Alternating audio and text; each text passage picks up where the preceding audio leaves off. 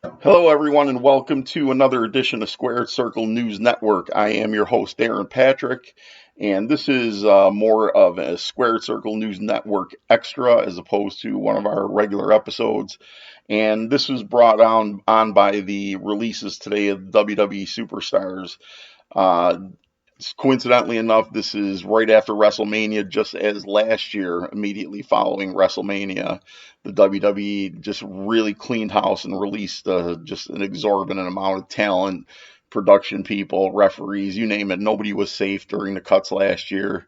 And today it seems really just almost to the day that it's starting again. So WWE released a statement a little bit earlier via their website, and I'm going to get to that in a second. But first, as always, I do want to thank you for being here, joining me for this video. If you've watched any of the previous videos, you know what I'm going to ask right now. If you haven't already, please click the subscribe button. Uh, Click the like button, like the video. It helps the channel immensely. And also the little bell, you can click on that, and that's going to alert you anytime that I upload new content and be able to share this with me and spark this conversation that I'm trying to bring about in the YouTube wrestling community. I'm going to start by reading the statement that the WWE released via their website, and I apologize. I'm just kind of winging it right now. I don't have any notes made for this. I just wanted to get on camera as quickly as possible to get this news out. But the WWE stated as follows: WWE has come to terms on a release of Billy Kay, Mickie James, Chelsea Green, Tucker, Kalisto, and Wesley Blake as of today, April 15th, 2021. We wish them the best in all of their future endeavors.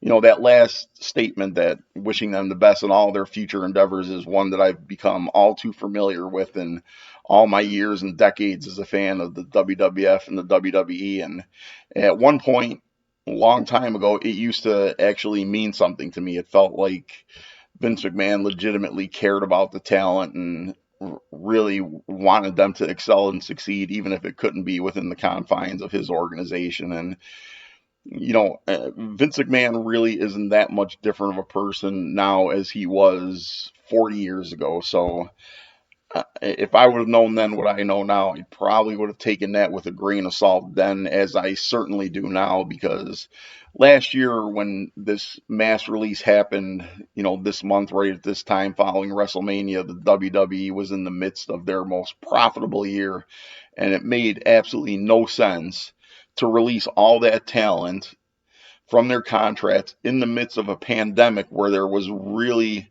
not many options or ways for them to subsidize their income and make money elsewhere. Now the indies have opened up a little bit, and there's other organizations that these folks can go to and continue to earn their living. But back then, Vince McMahon took their livelihood from them and just sent them out into the wild and left them with absolutely nothing. And you know, a lot of people might not understand. They might say, "Well, they're professional wrestlers. They're superstars. They're on TV. They're on camera. They must make a ton of money." And that couldn't be further from the truth. Like, the WWE has its select clique, its group of what Vince McMahon considers his upper echelon talent that he pays the most amount of money. You've got your Brock Lesnar's, your John Cena's, Roman Reigns. The Undertaker retired now, but he's certainly still very recently in that mix. And the rest of these folks, especially the names on this list, are people that probably don't make a ton of money to begin with contractually. I'm sure anywhere from $100,000 to $250,000 does sound like a healthy living, and for a normal person without these obligations, I would say you're probably right. But you have to take into account that Vince McMahon doesn't do anything for these folks as far as helping them with travel, with hotel accommodations, with meals when they're on the road. So many days a year, not so much now with the pandemic, but traditionally when WWE runs house shows, these people have to fend for themselves and pay for everything for themselves. So you take that starting salary and you really significantly chip away at it with all these expenses, and they're probably not making any more than anybody middle class in normal American society with regular jobs outside of the entertainment industry. It's just sad to think of what a lot of this talent could have gone through during this pandemic being released. And luckily AEW was a thing, and Ring of Honor and Impact, and a lot of people got signed and managed to make a living. And even to extend on that a little bit, AEW during the pandemic was bringing in independent wrestlers for, one-off matches on Dynamite and for Dark, and giving them some sort of income to help them in their struggles during the course of this pandemic.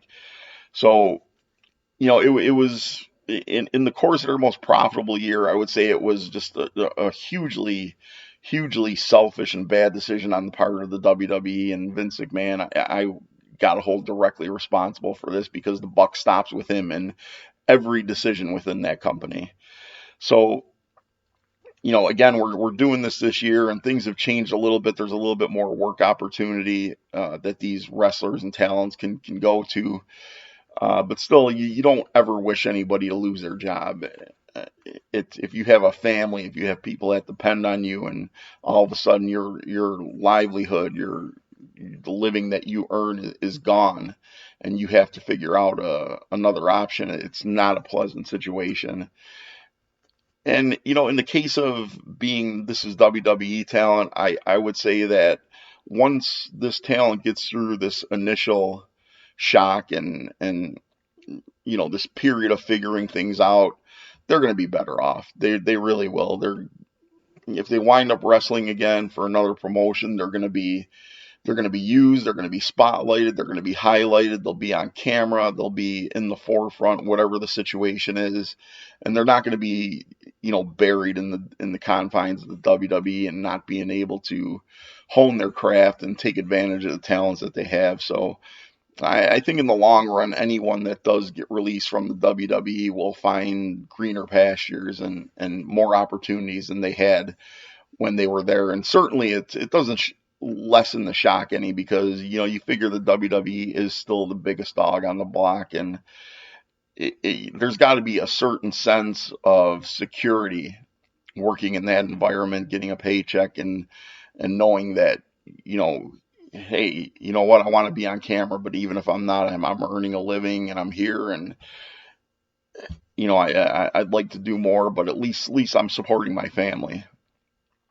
But I do wish better for everybody on this list, and I do believe that one way or another, everybody's going to rise to the top of this and find, like I said, greener pastures. But the initial list that was in this statement that I just read has been expanded upon a little bit since this first came out. But I'm going to talk about these first, and then we'll go into the add-ons. So you've got Billie Kay. She was part of the Iconics. And the Iconics were at one point given the women's tag team championships. They lost it. They were split. They were sent to different rosters.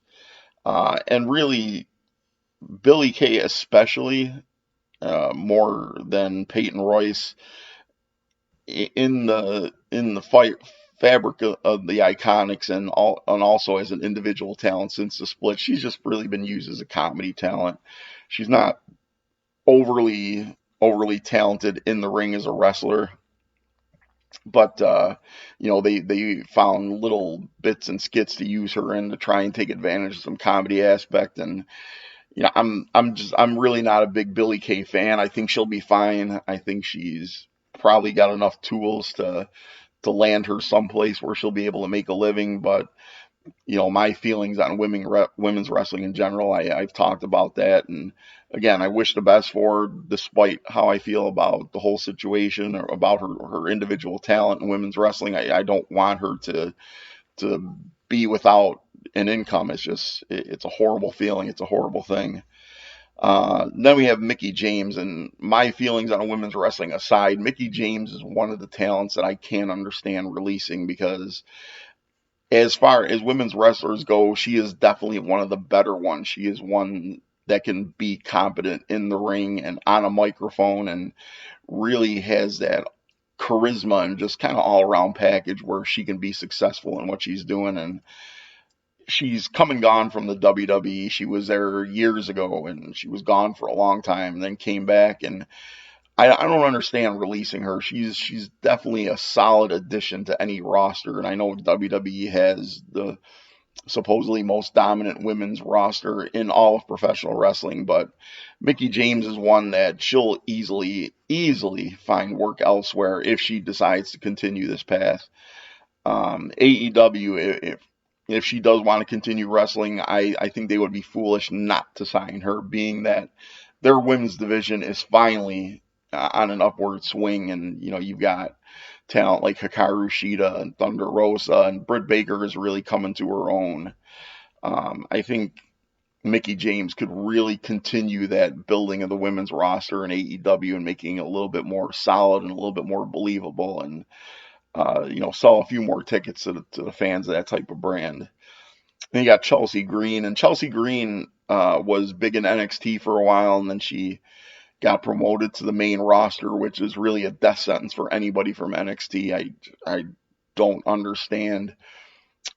I don't understand why, if you're working for NXT, you would look forward to getting pulled to the main roster, because, I mean, let's face it, who really has come from NXT and excelled on the main roster? I mean, if I went through the WWE roster, I'm sure there's a couple, but there's so many ultra talented people that were pulled up to the main roster at some point over the last couple of years, and they just wanted to go back. And those that did not go back are just sitting in the locker room on the bench, just waiting for an opportunity that they're probably never going to get.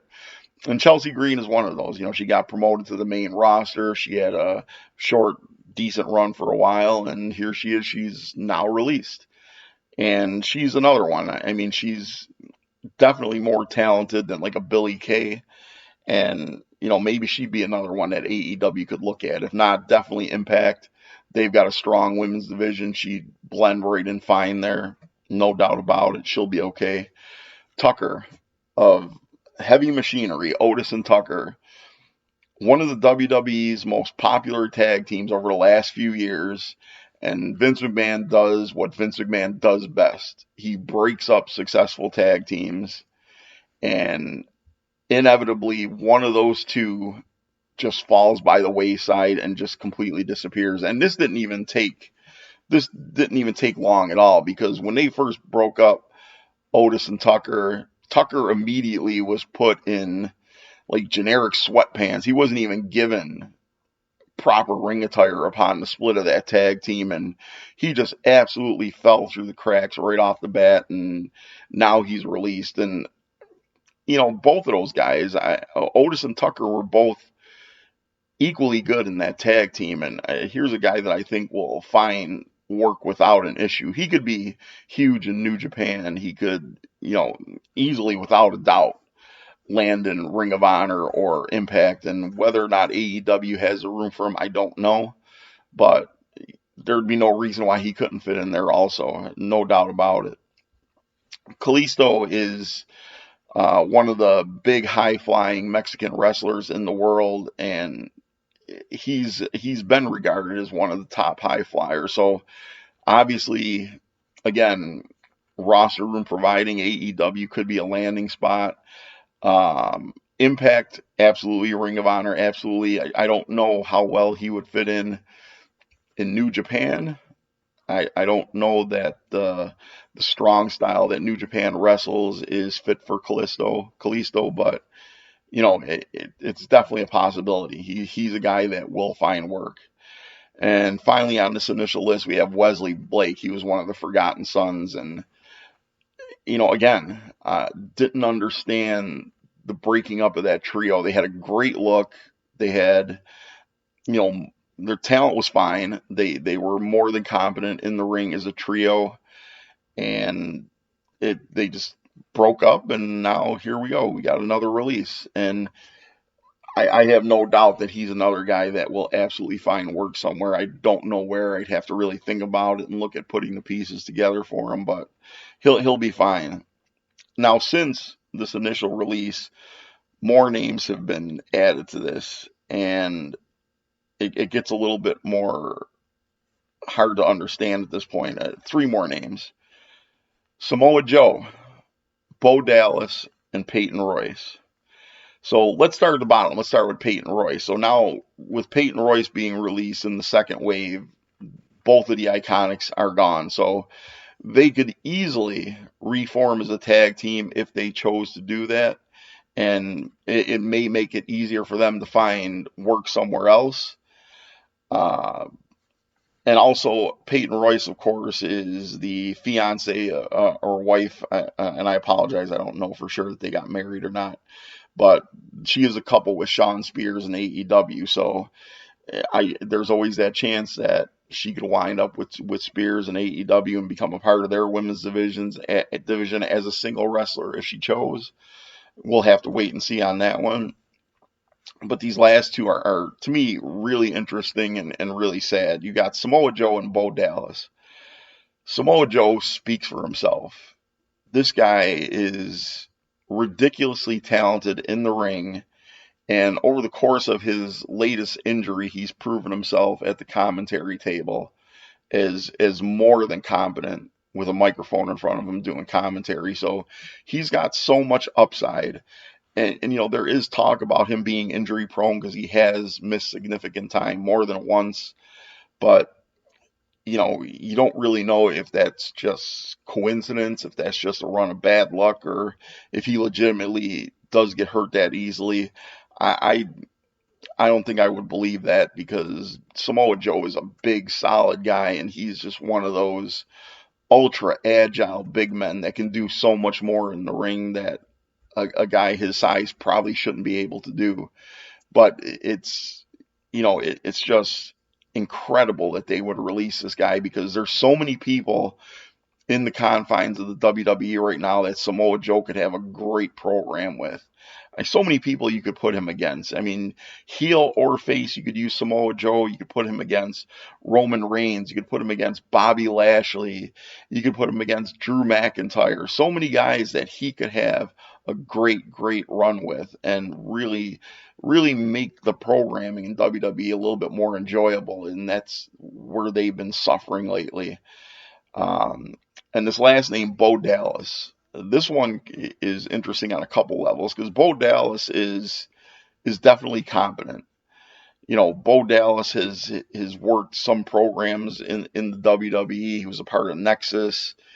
Um, he's done a few things, but never really jumped out and shined and excelled. And I don't really think it's because of lack of talent. I think it's more that Vince McMahon just doesn't see whatever he needs to see in somebody to push them on camera and in program and to do the right thing by them and really help them climb that ladder to a position of stardom that they deserve to be at.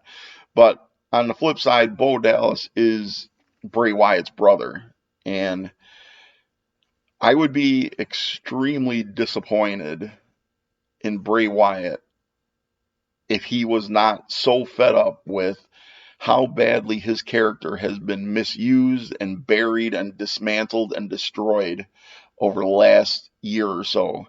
You know, the Fiend really, although in its complete form, the Fiend character and all that they've done with it really isn't my thing. I wasn't a big fan of that surreal acid trip cinematic match that he had with John Cena. The whole burning alive and coming back to life, and it's just I don't. I'm okay with the suspension of reality in professional wrestling. I understand it's something that you have to accept just because that's what professional wrestling is, but there's taking it too far. And in my opinion, the Fiend character has taken it too far.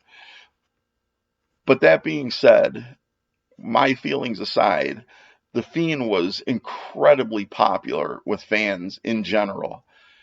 And, you know, the Funhouse, the Firefly Funhouse was just so over with fans. And again, it goes back to what I talked about on a previous episode is that Vince McMahon just does not want to allow anyone to elevate to that superstardom within his organization because he doesn't want anybody becoming bigger than the WWE, and he squashes everything that becomes popular. You know, he did it just just as recently as WrestleMania and the week before, so just completely dismantling the Hurt Business. The most dominant faction in WWE and so popular with the fans, and Vince McMahon crushed it. It's there's no excuse for it, and this is just another thing. The Fiend and Bray Wyatt. He put so much of himself, of his creativity into building this character, into making it what it is, and taking it as far as he did.